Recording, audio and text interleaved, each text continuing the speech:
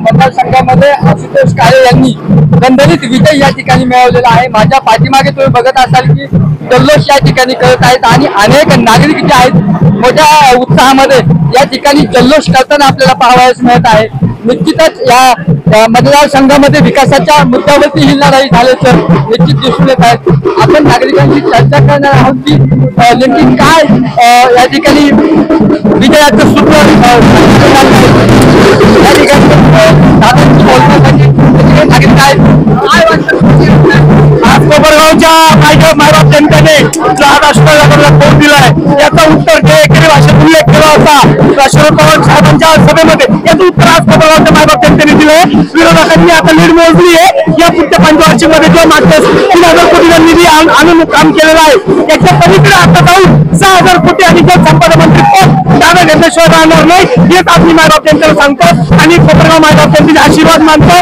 धन्यवाद मायबाप जनता आणि धन्यवाद आशीर्वाद नागरिकांनी सांगितलेलं आहे की आपण मायबाप जनतेने ज्या ठिकाणी व्यवसाय ठेवलेला आहे त्यावेळेला अनेक नेत्यांनी आपलं सांगितलेलं आहे की 3,000 कोटीची कामं या ठिकाणी झालेली आहेत आणि अजून नागरिक आपल्याकडे हात करतात की नागरिकांचं मनोगत या ठिकाणी घेऊया। 3,000 कोटीचा निधी आणल्यानंतर विकासामध्ये काय वाटतं तुम्हाला आशुतोष दादांच्या विजयामध्ये?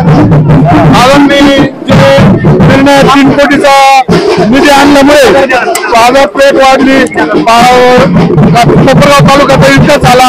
त्याच्यानंतर बी दादांनी तळागाळातून भेट घेतल्या, ज्यांना शब्द दिला त्यांना पूर्ण केला आणि जे शब्द देतात पूर्णच करतात।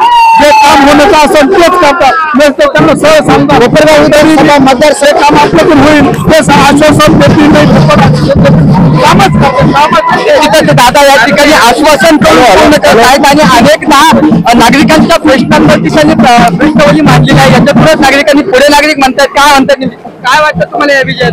या विजयातून एक सर्वसामान्य लोकांना दिलासा मिळालेला आहे। आमदार आशुतोष दादा काळे हे सर्वसामान्यांसाठी झटणारा नेता आहेत। त्यानंतर कोपरगाव तालुक्यात भेडसावणारा जो पाणी प्रश्न होता त्या पाणी प्रश्नातून दाखवून दिलेले आहे दादा फक्त आशुतोष दादाच हे कामं करू शकतात। त्यानंतर गोरगरिबांचे गावागावांमध्ये राहिलेले पाणी प्रश्न असेल किंवा रस्त्यांची कामं असेल ती सुद्धा कामं पूर्ण झालेली आणि याच्यातून एक लक्षात आलं भरघोस मतांनी विजय झालेला आहे की या तालुक्याला दादांशिवाय पर्याय नाही म्हणजे नाही।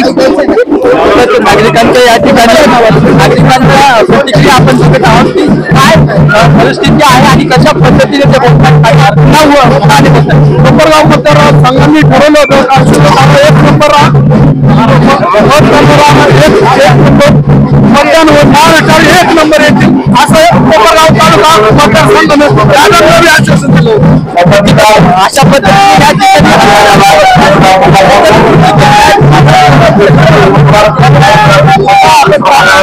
आपलं नाव